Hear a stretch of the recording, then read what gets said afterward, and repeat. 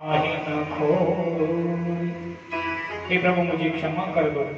और प्रेमी यहाँ से सुग्रीव आदि सभी भगवान श्री राम के पास पहुंच जाते हैं। जो ही भगवान श्री राम के पास में पहुंचे हैं, जाकर के प्रणाम किया, भगवान से जाकर के निवेदन कर दिया, प्रभु भूलवश आपका कार्य भुला दिया, लेकिन ऐसा नहीं है प्रभु। सुग्रीव ने कहा, प्रभु ने कहा, हे सुग्रीव अब क्या करना चाहिए, तुम्हें ज्ञात होना चाहिए, जानकी जी का पता तो लगाना चाहिए ना। सुग्रीव कहने लगा, प्रभु मैंने बंदर भालुओं को एकत्रित करके सबको अवगत करा दिया है। और सुग्रीव ने कह दिया, सभी बंदर भालुओं को एकत्रित करके कह दिया कि जनक सुता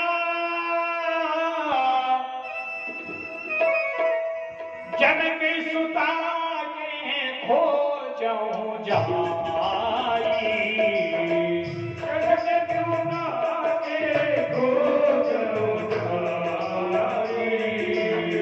मासे दिवस मैं आयूं भाई,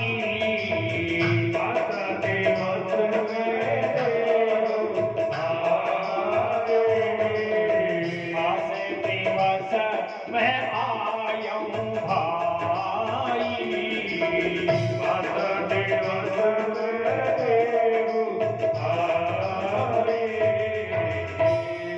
सुग्रीव ने बंदर भालू से कहा, भैया कुछ बंदर पूर्व दिशा की ओर जाए तो कुछ पश्चिम, कुछ चारों दिशाओं की तरफ हो जाइए।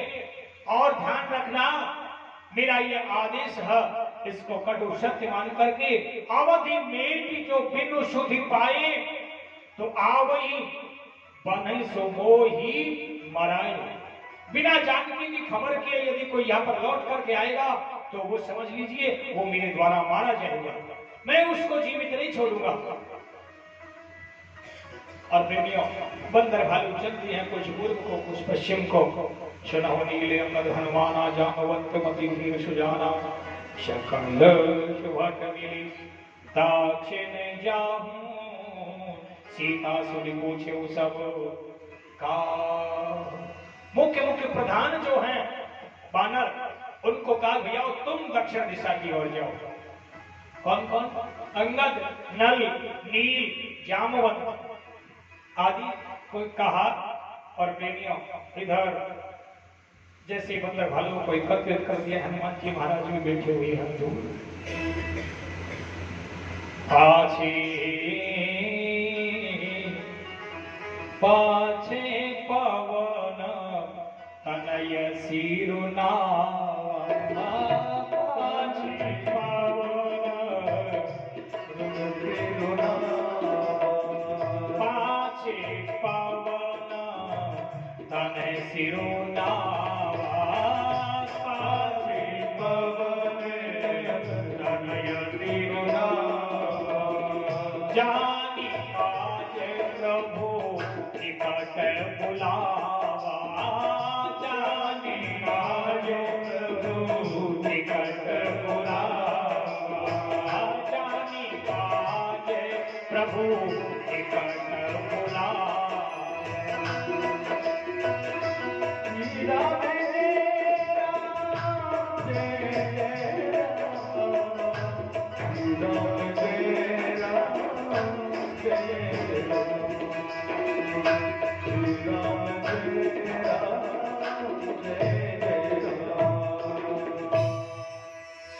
जैसे ही पाछी पवन तनय सिरुनावा, जैसे ही सबने आकर के प्रणाम कर रहे हैं, भगवान को प्रणाम, सुग्रीव जी को प्रणाम करते हुए भगवान को प्रणाम करके जाने की तैयारी में थे, लाइन लग रही है।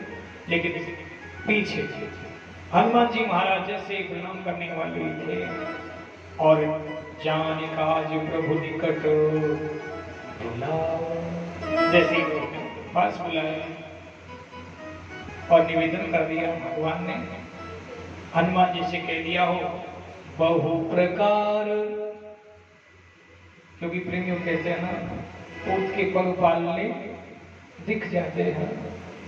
भगवान को जैसे पहले ही पता लग गया हो, पूर्व विश्वास है कि जैसे पूर्व पश्चिम उत्तर दक्षिण चारों दिशाओं में बंदर भालू जा रहे हैं, लेकिन किसी से नहीं कहा और केवल हनुमान से ही कहा। क्या कहा हनुमान से? बहु प्रकार सीतई समझाय। जानकी को बहुत प्रकार से समझाना। कही बल बिरह बेगी तुम आयो। जानकी को दोनों चीज बताना। क्या क्या? एक बल और दूसरा विरह है। बल तो इसलिए कहीं कोई ने सोचा है राक्षसों को देखकर कि इनके आगे हमारे प्रभु जीत पाएंगे या नहीं। और दूसरा विरह को जरूर बताना। विरह से हमारे प्रेम का पता लग जाएगा कि हम जानकी से कितना प्रेम करते हैं। ये दोनों बात अवगत कराना हनुमान। और प्रेमियों, हनुमत जन्म सुफल कर माना। हनुमत जन्म सुफल कर माना। चले हृदय धारी कृपा निधाना। चले हृदय धारी कृपा निधाना। श्री राम जय राम जय राम। श्री राम जय राम जय राम। तो प्रेमी हनुमान जी महाराज भी यहाँ से बंदर भालुओं के साथ प्रणाम करके चल दिया। और ज्यों ही चले हाँ प्रेमियों, आखिरकार बढ़ते गए वनों की ओर। जब बढ़े हाँ दक्षिण दिशा की ओर, ये जो बड़ा प्रबल दल है, अंगद नल नील हनुमान जामवंत आदि सब चल दिए हैं यहाँ से प्रेमियों। चंडीगिरी से घर चौने से देखा, भूमि विवर एक कौतुक देखा।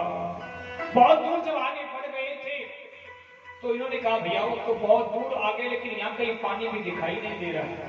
प्यास और लग रही है। लेकिन जब दूर नजर पड़ी एक छोटी सी पहाड़ी, उस पर उस चोटी पर चक्रवाक बकहंस उड़ाही, खग प्रविशई तेहि माय।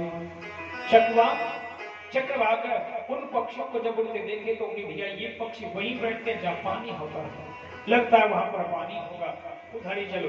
गिरते उतर पवन सुत्यावा।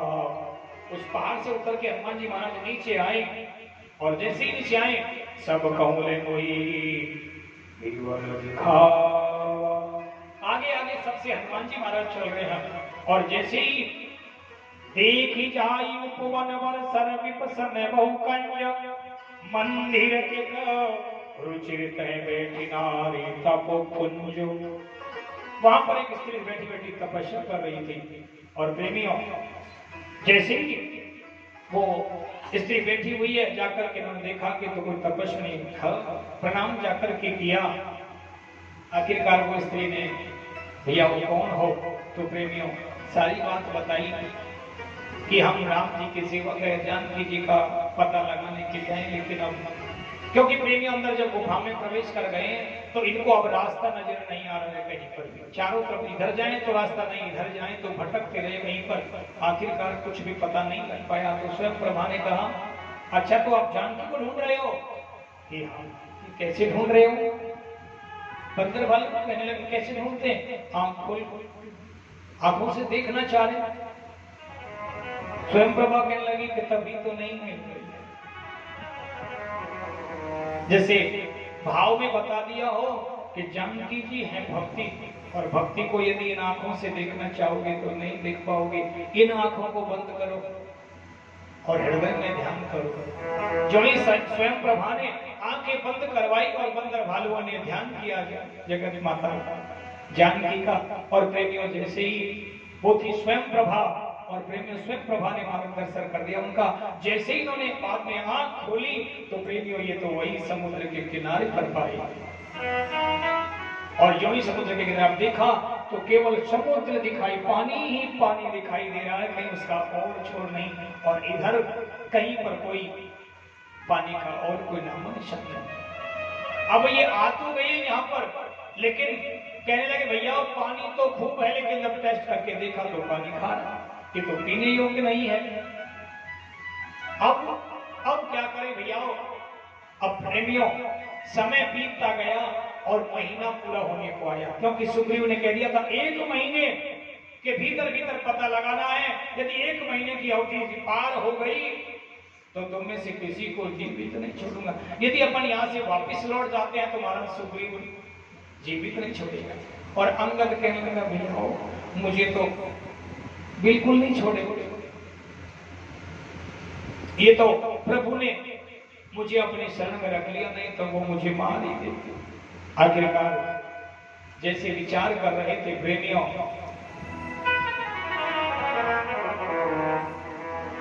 अंगद ने अपना दुख व्यक्त कर दिया था।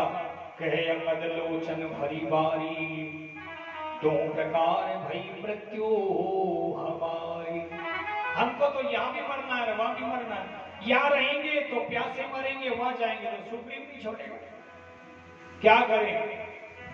अब प्रेमियों, जब ये मरने की बात कर रहे थे तो वहीं पर एक गिद्ध जिसका नाम है संपाति, संपाति विचार करने लगा कि ये बंदर क्या बातें कर रहे हैं कि भैया अब तो हम सबको यहीं मरना है, प्यासे मरेंगे, भूखे मरेंगे, यहाँ कोई खाने की भी चीज नहीं है, ना पीने को है, और यदि वापिस चलते तो सुग्रीव क्या तो मरना है, ठीक है मुझे होगा।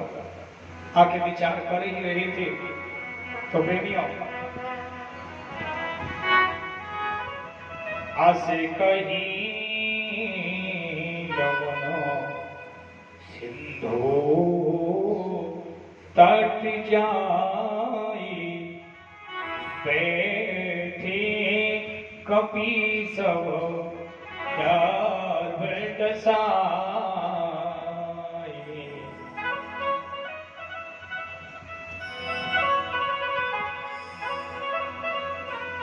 जब इनके सब आपस में हमने भालू मरने की बात कर रहे थे, अंगद भी मरने की बात, तो जामवंत भी यही कह रहा है, नल्ली भी यही कहने लगे, तो अब संपाति प्रसन्न हो गया कि ये सब बंदर भालू यही मरेंगे, और जब ये यहाँ मरेंगे तो मुझे तो भगवान ने बिना परिश्रम किए खूब भोजन भेज दिया, बहुत दिन तक भोजन चलेगा, मैं तो आराम से।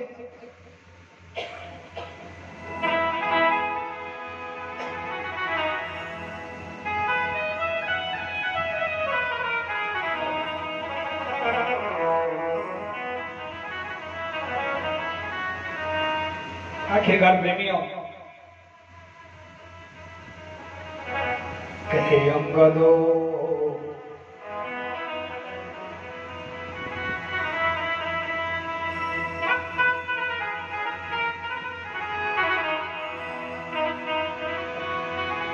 आखिरकार अंगद कहने लगा कि भैया अब मरना तो सबका ही है, मौत तो सबकी होती है, मरने का कोई गम नहीं, मरने का कोई डर नहीं, मरने का कोई भय नहीं, लेकिन मरना किसका अच्छा है, बात ये मायने रखती है। मरना कैसे होता है? मरने के लिए तो कई मायने हैं, मरने के लिए तो कई तरीके हैं।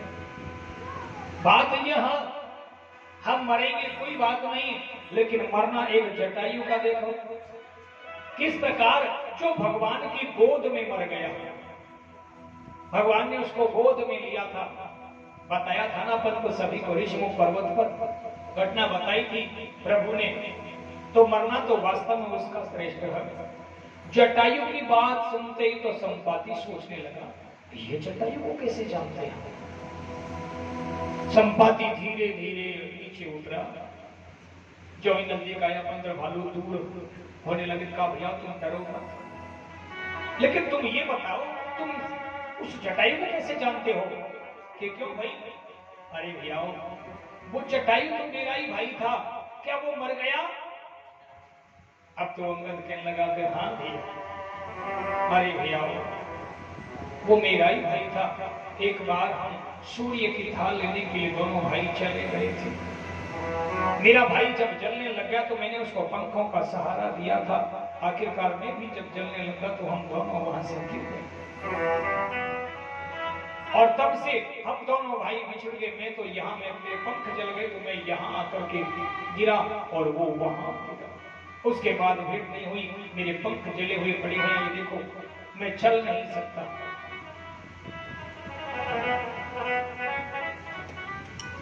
आखिरकार कहने लगा, अच्छा वो प्रभु की गोद में क्या दिया ब्राह्मण, कैसा भाग्यशाली है मेरा भाई। भैया आओ, अब ऐसा करो, मुझे समुद्र के पास ले चलो, पानी के पास मैं भाई को तिलाने के लिए भेज दूं और